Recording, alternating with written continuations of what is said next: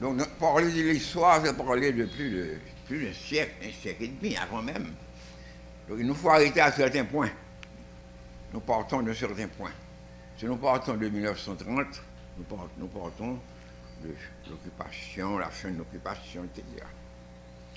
Alors, la question première que je pose, c'est à savoir quelle a été l'attitude de l'ESCO. L'ESCO, comme tu sais, l'ESCO, il est du nord, du nord-ouest, nord-est, ok. A été pendant longtemps ambassadeur d'Haïti à Washington. Il a été d'abord sous Vincent, ministre de l'Intérieur. Chez lui, dans le nord-ouest, à Saint-Louis, dans la zone de. Chez lui, il s'est mis juge d'instruction. Contre à Port-au-Prince, il est devenu ministre. Il a été ministre de l'Intérieur, sous Vincent. Et après, il a été dans la diplomatie. C'est ainsi qu'il est devenu. Il n'y avait pas d'ambassadeur, il y avait des ministres plénipotentiaires à Washington. C'est là qu'il a connu, il a eu des grandes relations politiques. Donc, il a été, on ne peut pas dire formé par les Américains, mais il a vécu chez les Américains. Il était l'ami de Trujillo, aussi. Après avoir laissé Washington, Vincent l'a nommé ambassadeur à Santo Domingo. À l'époque, c'était Trujillo, parce qu'il avait Summer Wells, qui était secrétaire d'État, qui était son ami aussi, et il est devenu ministre plénipotentiaire à Santo Domingo, et il a eu l'amitié de Trujillo. Ce sont ces deux personnalités qui l'ont hissé au pouvoir. Summer Wells, secrétaire d'État, et Trujillo. C'était de très bons amis. Parce que Vincent terminait son mandat. Le 51. En 41. Mais Vincent, comme tous, amoureux du pouvoir, il voulait rester aussi. Il avait un troisième mandat voté par les chambres que les Américains n'ont pas accepté. C'était le 51, non? Non, 51, c'est l'ESCO. C'est l'ESCO. Donc, Vincent, arrivé à 41, l'ESCO doit laisser le pouvoir. Parce que Vincent doit laisser le pouvoir. Parce que Vincent a fait 11 ans. 30, 41. Mais l'ESCO aussi est un candidat à la présidence. Qui choisir? On choisit ses amis, avec qui on a gouverné. Et avec l'appui de Summer Wells, avec l'appui de Trujillo, l'ESCO a été désigné pour remplacer Vincent. C'est ainsi que la Chambre a voté l'ESCO en 1941, président d'Haïti, avec les meilleurs rapports avec les États-Unis. 41.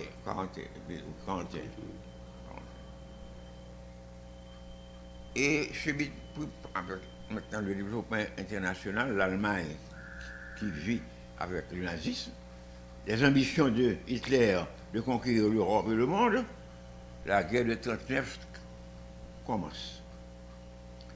La guerre de 1939, l'Allemagne attaque la Pologne, les Alliés, l'Angleterre. Ils sont considérés un bloc qu'on appelle les Alliés, l'Angleterre, la France, la Russie, Staline. On appelle l'Axe en face. Il y avait l'Axe, Rome, Berlin, Tokyo. Fameux. Et à un certain moment, les Japonais, n'est-ce pas, dans leur ambition, ont attaqué à Pearl Harbor, le fameux, la fameuse base américaine. Le 8 décembre. Ouais. Et c'est ainsi que la guerre a été déclarée, le Japon a attaqué les États-Unis sous Roosevelt, donc l'Amérique rentre en guerre. Mais l'Israël est déjà au pouvoir. L'Israël est au pouvoir déjà. Mais il a les meilleurs rapports avec Roosevelt, parce qu'il a connu Roosevelt quand il était aussi aux États-Unis, et bon rapport. Il est président d'Haïti. Et comme Roosevelt est chef d'État, le Japon a attaqué Pearl Harbor, etc. L'Amérique rentre en guerre. Donc l'Amérique rentre en guerre et déclare la guerre à l'Allemagne aussi, qui, avec ses sous-marins, détruisent la marine marchande américaine jusqu'en Haïti, à l'époque, les sous-marins allemands. Donc, l'Allemagne, la France est déjà occupée. La France, c'est les deux Gaulle qui est. On est ici, là. Donc, les États-Unis rentrent en guerre. Mais l'ESCO, dans je dirais, son amour américain, son exaltation, a déclaré la guerre avant les États-Unis à l'Allemagne. Il a déclaré la guerre avant les États-Unis à l'Allemagne nazie.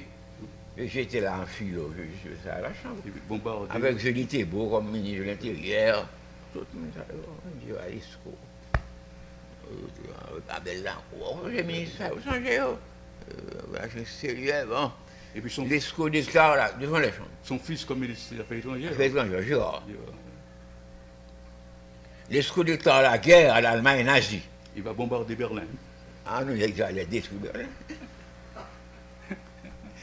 L'Allemagne nazie, l'Italie fasciste et le Nippon. Le Nippon. Il déclare la guerre à trois grandes puissances, lui-même, il finit enragé. Bon, voici l'ISCO pour vous. Donc l'ISCO est l'homme d'être américain. L'ISCO doit défendre des intérêts américains. Parce que Haïti est une zone stratégique pour les États-Unis. Mais pourquoi a-t-on à ce moment-là confisqué les biens allemands? Parce que l'Allemagne était l'ennemi. Bon, on a toujours prétendu qu'à un certain moment, les Allemands étaient très puissants en Haïti. Non, les Allemands ont toujours été puissants dans le commerce. Depuis avant même. Que les Américains voulaient détruire cette hégémonie. Le commerce allemand a toujours supplanté le commerce américain. Et même l'Allemagne, à ce moment, vous voulez avoir une mainmise sur la banque, la Citibank, pour pouvoir bousculer la puissance économique américaine. L'Allemagne était puissant. Grand commerce allemand. Comme en allemand, tout bas, si vous lisez les ouvrages, on parle de ça. Donc il y avait beaucoup de grands magnétos, dont Rimbaud, la maison Rimbaud. Il y avait des Allemands aussi qui avaient d'autres industries, d'huile, qui étaient des Allemands. Donc l'ISCO, pour montrer son attachement à l'Amérique, va confisquer tous les biens allemands. Et interner les Allemands même. Et maintenant, interner les Allemands au Front National. Et même envoyer quelques-uns d'entre eux aux États-Unis dans les camps de concentration. Oui, il a nettoyé le pays de l'Allemagne nazie, le nazisme. Il faut détruire le nazisme. Il finit déborder, l'ISCO. C'est ainsi que l'Allemagne était vraiment, a perdu tout ce qu'il avait. Alors Trujillo lui-même il recevait les nazis. Trujillo les recevait, mais d'une façon intelligente. Mais l'ISCO, lui, maintenant, était un enragé. Il a détruit le commerce allemand sous l'influence américaine. Rimbaud a été arrêté, déposé, pas arrêté, mais déposé au Front National. Les Italiens aussi. Tout le monde, M. Caprio, Rambaye, Jurier, tout arrêté, tout ça. Bon, Edmond Sylvain, comment des types comme ça ont été arrêtés? Eddy Sylvain est autre chose. Eddy Sylvain est une affaire personnelle. Eddy Sylvain a été interné même pour autre cause. Affaire personnelle, c'est même club Julio Jean-Pierre Audin, même club ça, qui a fait des ambitions présidentielles. N'oubliez pas. Il a fait des ambitions présidentielles.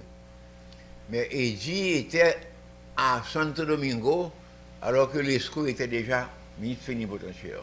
Et là, il y a eu des frictions extraordinaires. Et en même temps en dehors de ça, à l'intérieur, Eddy est un homme qui n'est pas un séraphin. Hein. Non, c'est pas un séraphin. Hein. Eddy manipule un peu les choses. Et l'ISCO a arrêté Eddy Sylvain, en même temps que le frère de Julio, Jean-Pierre Audin, Max Audin, que l'ISCO va fusiller à Fort Dimanche pour conspiration. Parce qu'il va se brouiller avec Trujillo à un certain moment. Il va se brouiller avec Trujillo. Donc Eddy est resté quelque temps, pendant longtemps, 1 an, 2 ans au pénitencier national. Il a été libéré lorsque l'ISCO est renversé, le 7 février. 6 janvier. 7 janvier. 6 janvier. 46. 46. Voilà. Voici Bon. Et les chevaliers? Les cheveux. Oui. Les chevaliers. Parce que les autres là, ils ont été aussi mis en prison sous l'ISCO, comme Allemands, comme demi-Allemands. Comme branche allemand, oui. Peut-être que tous les collatéraux ont eu des problèmes. Parce que l'ISCO a nettoyé tout le monde. Gontran Rouget, maître des lieux, maître de la maison. Il y a eu des sympathies pour celui-ci ou pour celui-là. Mais c'était le nettoyage anti-américain. Quand il fallait gagner, il fallait aider les Américains. Est-ce que réellement l'ISCO fut un anti-nègre? Bon, l'ISCO n'est pas anti-nègre, mais l'ISCO avait des dérives, il y avait des complexes. Bon, Saint-Louis du Nord, là, le fait. On prétend qu'il est le fils de Joël Durand, est-ce vrai? On dit qu'il a. On dit. Il ressemble au cheval de Durand, la tête, etc. Le port. Mais l'histoire est un griffe, un peu griffe. C'est un griffe. Un griffe. Avec sa femme Georgina, c'est tout. Là, il est de Saint-Louis du Nord, Mais on prétend même aussi que son grand protecteur, Vincent, était un petit mulâtre. Bon, Vincent est un mulâtre populaire, c'est un populiste. De Hinch, je crois. Hein? Il est de Hinch du plateau central. Plateau central. Mais moi, là, je crois, mais Vincent a toujours vécu au niveau des classes moyennes et des masses. C'est ce qui a valu sa popularité aussi. Parce que ce qui a fait émerger la classe moyenne et les masses, c'est Vincent. C'est parce que le Vincent que la classe moyenne, Ce sont des histoires qu'on ignore. les Noirs, commencent. Je fais appel à eux. Bon, les Américains ont favorisé aussi les classes moyennes en Haïti. Dans une certaine mesure, à partir de 1946. Pas avant, pas sur l'ESCO. Pas sur l'ESCO. L'ESCO a tendu la main à ce que Fioli a appelé la mulâtraille. Bon, en somme là. Autre question, autre question. Bon, pour saisir l'ESCO, bon, c'était. Donc l'ESCO avait ses préjugés à lui. Alors la blague qu'on rapporte, c'est que il faut être un griffe là, Girard et Brun. Bon, ces deux filles, Yann, bien que Guéon, que petite chose à ramasser, ça c'était qu'on chantait. André. André le Maillard, André, c'était gros affaire. L'ESCO, un petit truc, Maillard, un bel mille, là, tu vois, les chauvettes. Gros affaire, c'est une conquête. Bon, c'était très bien. Bon. Mais alors, ma bonne histoire, l'ESCO qui appelle un jour son chef du protocole, Turenne Carrier, un grand Turenne Carrier. On a fait des fêtes 5 à 7. Parce qu'autrefois, les 5 à 7 se donnaient à l'intérieur de la cour, je parlais sur la pergola, il y a une pergola dans la cour. C'est là qu'on réunissait les invités pour les 5 à 7. Il n'y a pas de grand prix 5 à 7, mais les ordinairement, les anniversaires. Alors il a vu qu'à son arrivée, là, monsieur, aussi, genre, couleur noire, genre, en pile dans cette là, en pile, on voit. Il appelle son Turenne, écoutez donc.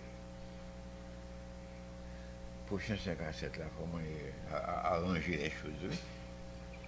Puis quand il sont plus bas que vos sangs, au compte que les beaux, ils griffent. Un gribeau. Quand ils sont plus bas. Oh, oui, excellence. Ah! Bon, 57 passé, puis maintenant, un 57 arrive, et puis, tu vas inviter son enfant. Monsieur, je savais, monsieur Nomayo, fanfan, douillon, oui, cassation, fanfan, Christmas, budget, là-dedans, Léon Fred. Donc, je connais son bel nègre noir là, écoute là-dessus. Et puis après 5 à 7 là, j'ai obtenu l'ISCO, c'est un petit compliment. Il est allé voir l'ISCO. Il dit, vous avez vu comment nous avons donné suite aux instructions, à toutes mes choses. L'ISCO lui dit, mais écoutez donc, et tu as une femme là, mon bon moi, moi j'avais mis la tuer, oui. Voici là. Un peu. C'est pourquoi je vois la question de couleur a été une grande bataille en 1946. Et c'est la suite de ça, justement. C'est dans ce contexte-là que Fioli est venu avec la question de couleur.